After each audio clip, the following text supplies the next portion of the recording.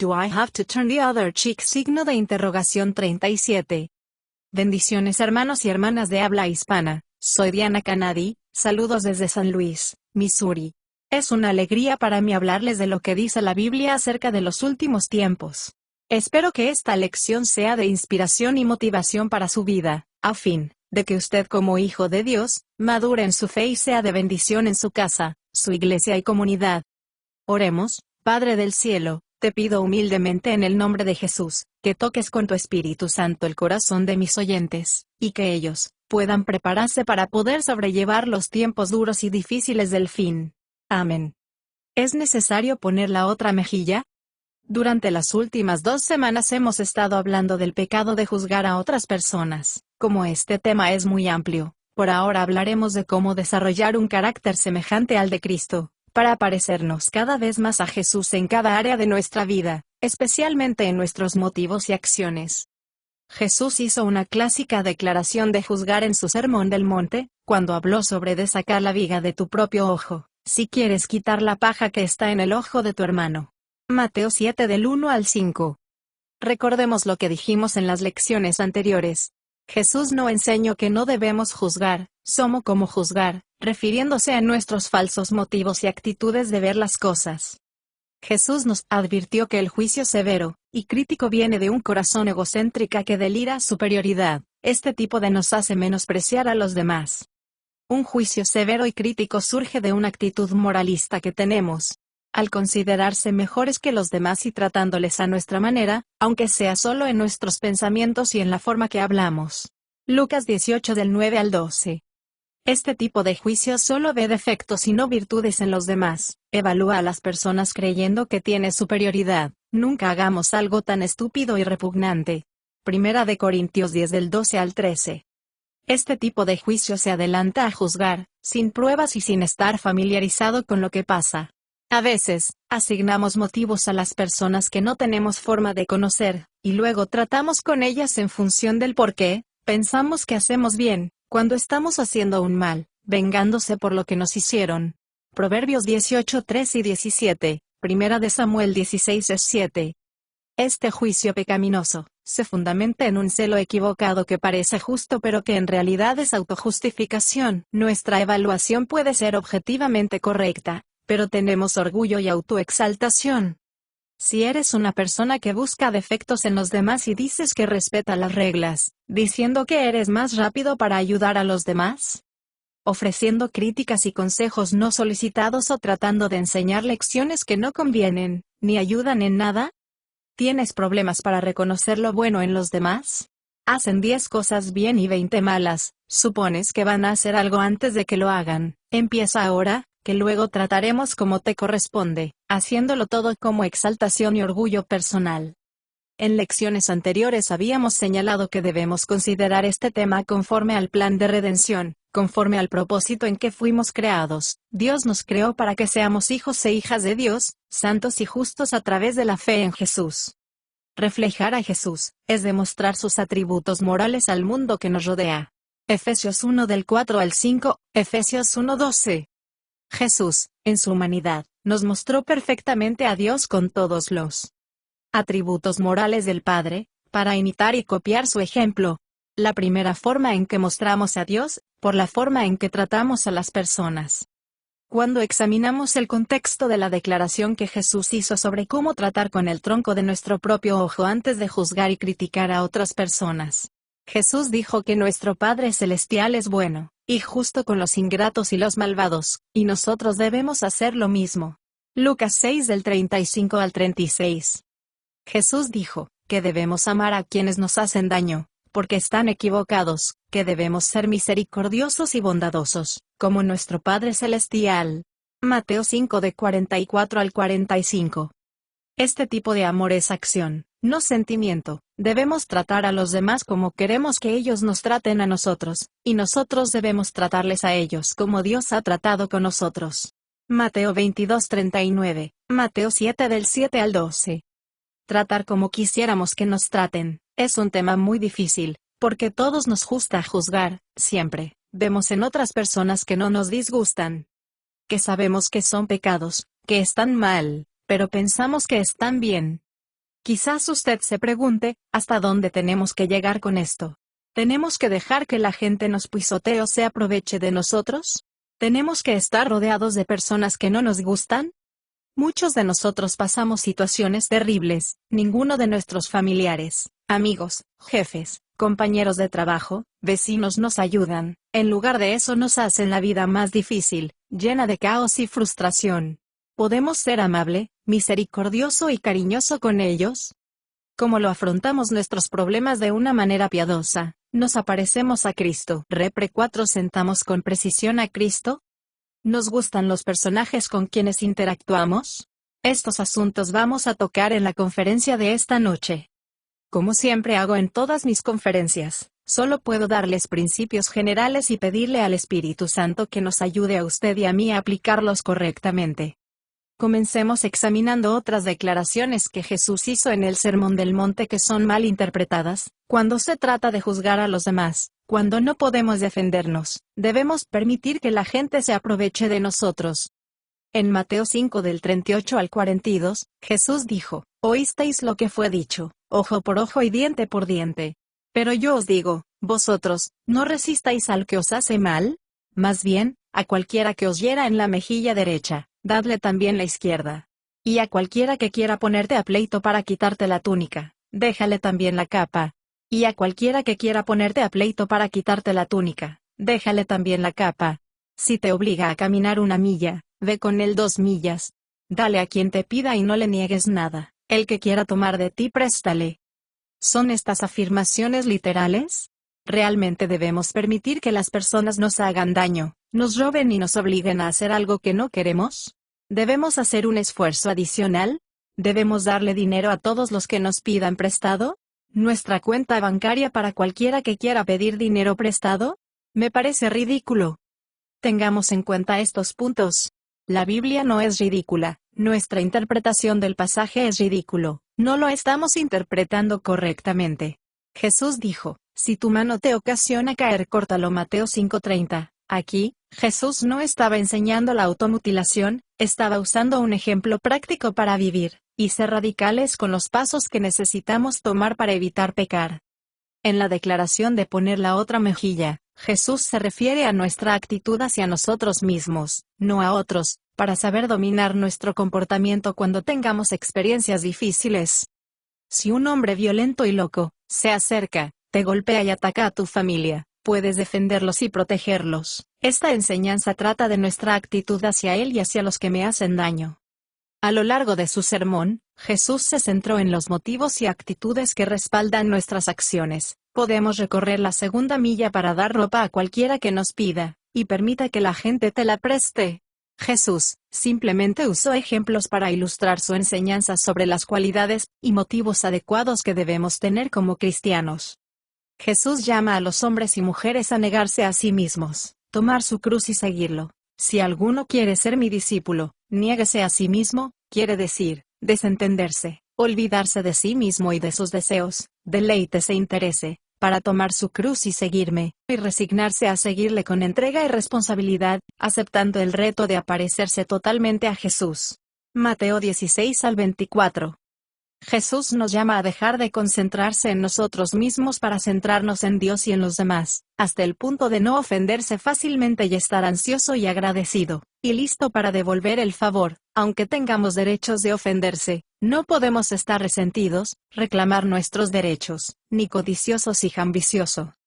Cuando dice, pongan la otra mejilla, Jesús exhortándonos a no devolver mal por mal, y a deshacerse de todo impulso de odio y venganza. Un verdadero creyente no ataca fácilmente, y aunque la gente los insulte, los maltrate, no toma represalias. Jesús es nuestro ejemplo de la humildad para poner la otra mejilla. Primera de Pedro 2:23. No vengarse cuando nos golpean y nos lo insultan, sino regocijarse de no tomar venganza con nuestras propias manos para dejar que Dios haga justicia.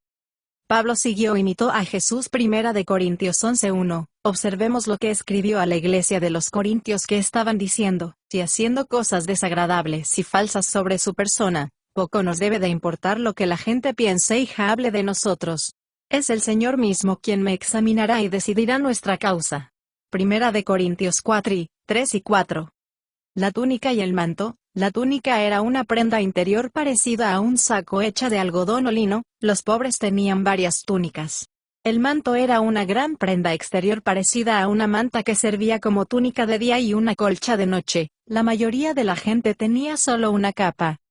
Según la ley judía, nadie podía quitarse la capa de forma permanente. Si se la prestaba debía de devolverse en la noche. Si no se lo devolvía, podía demandarse y acudir a la ley Éxodo 22 del 26 al 27. El punto al que Jesús quería llegar, era de deshacerse de esa tendencia egocéntrica de exigir derechos, y acudir a los tribunales o esperar que se cumpla la ley por una simple túnica. Cuando Jesús fue juzgado, una noche antes de su crucifixión, el sumo sacerdote le preguntó, ¿con qué autoridad enseñas estas cosas? Y Jesús le respondió, he enseñado públicamente en las sinagogas, y en el templo. Pregúntale a la gente que me escuchó enseñar. Por esta respuesta en el templo un guardia golpeó a Jesús en la cara, y Jesús no le puso la otra mejilla. Juan 18 del 19 al 22. Jesús dijo, si he dicho algo malo, según la ley dame una evidencia. ¿Debes pegarle a alguien por decir la verdad?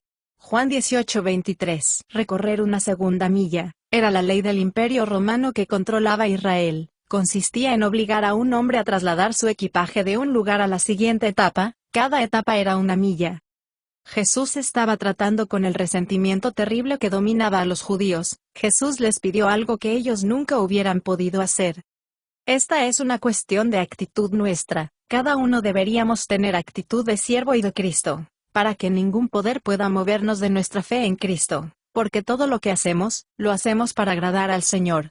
Colosenses 3 del 23 al 24. Al que pide dale, y al que quiere tomar prestado, dadle. Jesús no nos estaba instando a ayudar a los defraudadores, mendigos profesionales, adictos, aquellos que no trabajan y viven para gastar dinero en cosas pecaminosas. Una vez más, Jesús se dirige a esa actitud egocéntrica. Sin el Señor, nada somos y nada tenemos. Primera de Corintios 4:7. ¿Qué te hace mejor que otros? ¿Qué tienes que Dios no te haya dado? ¿Qué no tiene que Dios no te haya dado? ¿Por qué te jactas como si hubieras logrado algo por tu propia cuenta? Jesús no nos está diciendo que vaciemos nuestras cuentas bancarias, sino que dejemos las actitudes egoístas, que toda arrogancia y vanagloria debe desaparecer, y cómo debería ser nuestro corazón con los que realmente nos necesitan. Cuando estamos en posición de hacerlo, surge esa tendencia a ser codiciosos, ser avaro y aferrarnos a lo que tenemos. Como vemos esto en la vida real, en situaciones en las que las personas nos traen discordia y caos a nuestras vidas. ¿Qué significa ser misericordioso? Es igual a no tomar malas decisiones porque son pecaminosas. ¿Es un problema para nosotros ser amables y cariñosos con ellos? ¿Hasta dónde llegamos? ¿Tenemos límites? Cuando hablamos de ser misericordiosos y amables en lugar de duros, críticos, sintiéndonos superiores, no estamos diciendo que el pecado afecta en nuestras vidas ni las vidas de los demás, sino que debemos ignorarlos y pasarlos por alto. Porque servimos a un Dios santo, somos llamados a vivir vidas santas. Primera de Pedro 1, 15 y 16. No estás juzgando erróneamente cuando decimos, lo que Dios dice que está mal, porque está mal. ¿Cuál es tu actitud en tu juicio? ¿Es para condenar y castigar o para redimir y restaurar? Consideremos si esa persona es un cristiano profesante, o un incrédulo, porque nuestro propósito es diferente con cada uno de ellos. A un incrédulo, el objetivo principal no es impedirle que peque, sino llevarlo a conocimiento salvador para que conozca a Jesús, y dejar que el Señor lo resuelva con la persona. En un creyente, el objetivo principal es llevarlo al arrepentimiento para que deje y sea restaurado a Dios. Cuando digo pecar, no me refiero a las luchas diarias que todos enfrentamos y que a veces fracasamos. Estoy hablando de un cristiano que persiste en el pecado voluntariamente haciéndolo meditar para que no siga haciendo lo que le viene en gana. Examínese. Si se considera usted superior a ellos, ¿sabe realmente quiénes son? ¿Tiene datos de ellos? ¿Tiene un comportamiento que hace una influencia directa en su vida? ¿Tiene usted el derecho para hablar en su nombre? ¿De verdad, no se preocupa de su destino eterno? ¿Reconoce que todos ellos son importantes para Dios? ¿Cuáles son las consecuencias o el caos que las personas por sus pecados pueden traer a sus propias vidas, y sus malas decisiones o comportamientos pecaminosos? ¿Qué comportamiento adoptó Pablo? Consideremos dos ejemplos en los que Pablo trazó conceptos correctos para tratar a esas personas. En Gálatas 6 del 1 al 5, dice 2.6, hermanos, si alguno es sorprendido en alguna falta, vosotros que sois espirituales, restauradlo con espíritu de mansedumbre, teniendo en cuenta que ustedes pueden también ser tentados. Llevad los unos las cargas de los otros para cumplir la ley de Cristo. Si alguno se cree algo, cuando no es nada, se engaña, más bien, examine sus propias acciones, para que pueda enorgullecerse de sí mismo sin compararse con otro, pues cada uno debe llevar su propia carga. Observemos que este pasaje hace dos referencias de llevar cargas. Un versículo dice, debemos ayudarnos unos a otros con nuestras cargas, pero el otro dice, que debemos llevar nuestra propia carga. La primera palabra griega, traducida como carga, siempre sugiere algo pesado o pesado. La segunda palabra es diferente y se refiere a las cargas, es decir, sus propias responsabilidades. Hay muchos puntos en este pasaje que explicar, pero consideremos uno, el relacionado con nuestro tema. Debemos ayudarnos unos a otros sobrellevando nuestras cargas pesadas, cosas que pesan y están más allá de lo normal en esta vida. Cada uno de nosotros es responsable de llevar nuestras cargas, y ayudarles a que todos puedan afrontar a este mundo caído, ir a trabajar, pagar nuestras cuentas, obedecer las leyes, evitar actividades pecaminosas. Si la carga de alguien es demasiado pesada, es por causa de que no está cumpliendo con sus responsabilidades. Entonces no estamos obligados a ayudarlos con sus grandes cargas, porque cada uno cargará su propia cruz. Hay que tener en cuenta y no olvidar que nuestra actitud hacia la persona afectada por un pecado, tiene que recibir soporte nuestro, tratándolo con gentileza, porque nos puede pasar lo mismo a nosotros. Al hacer el bien a la gente, se cumple la ley de Cristo. En Mateo 7:12, dice, asegúrate de cuidar de tus propios asuntos. Primera de Corintios 5 del 11 al 13. Una vez más, hay más en este pasaje, tenemos que discutirlo ahora, pero no olvidemos de anotar los puntos que tienen relación con nuestra discusión. Pablo escribió que tenían que tratar una situación grave en la iglesia de Corinto, porque un supuesto cristiano se acostaba con la mujer de su padre. Pablo le dijo a la iglesia, en cuanto al que ha hecho esto, ya lo he juzgado en el tribunal en el nombre del Señor Jesús. Primera de Corintios 5:3. Este pecador debe de ser entregado a Satanás para que lo mate físicamente. La disciplina sirve para destruir los deseos carnales para que su espíritu pueda estar con el Señor. Primera de Corintios 5:5. Esto tiene que ver con la disciplina que la iglesia tiene como parte de su liderazgo. Claro que hay cosas que los creyentes no pueden juzgar, por eso, Pablo reprendido al hombre para no juzgarlo. En Primera de Corintios 5:2 y 12, dice, ¿por qué están tan orgullosos de ustedes mismos y de su espiritualidad? ¿Por qué no habéis apartado a este hombre de su compañía? Al no cumplir con su trabajo, el liderazgo de la iglesia, este pecado de negligencia, Pablo tomó la decisión de manejar la situación, separando a este hombre perverso, sacándolo a iglesia. Aparentemente para él no fue una relación sincera, pero esta es la decisión que se debía de tomar, para bien redentor de él mismo y toda la iglesia. El pecado tiene un efecto corruptor que puede arrastrar a otros también. ¿No se dan cuenta de que si a una persona se le permite seguir pecando, pronto todos se verán afectados? Saque a esta persona malvada de entre los santos, para que permanezcáis puros. Primera de Corintios 5 del 6 al 7. Está bien alejarse de alguien que persiste en pecar deliberadamente, porque el acto pecaminoso es destructivo. 1. Para bien, el pecado tiene una influencia corruptora. 2. Para el bien de ellos, sufrir las consecuencias físicas de su pecado, puede despertarlo y llevarlo al arrepentimiento. Nada de esto tiene que ver con las reglas del cristianismo, sino con las actitudes y los motivos que hay detrás de nuestro comportamiento. ¿Estás centrado en servir a Dios, o en servirte a ti mismo? ¿Por qué haces esas cosas? Necesitamos examinarnos a mismos si no estamos condenados, pero debemos ser honestos con nosotros mismos en cuanto a por qué decimos y lo que hacemos.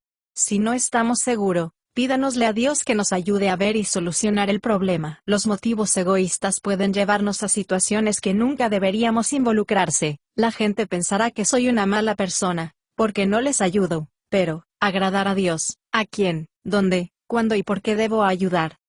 Dios no le pide a nadie que permita que su vida sea destruida por la actitud destructiva de los malvados y sus comportamientos nefastos. Hay que tener cuidado. Hay gente egoísta y muy religiosa que aparenta ser amable. Sin embargo, esta será la lección de otro día. Bendiciones. Hasta la próxima semana. Diana.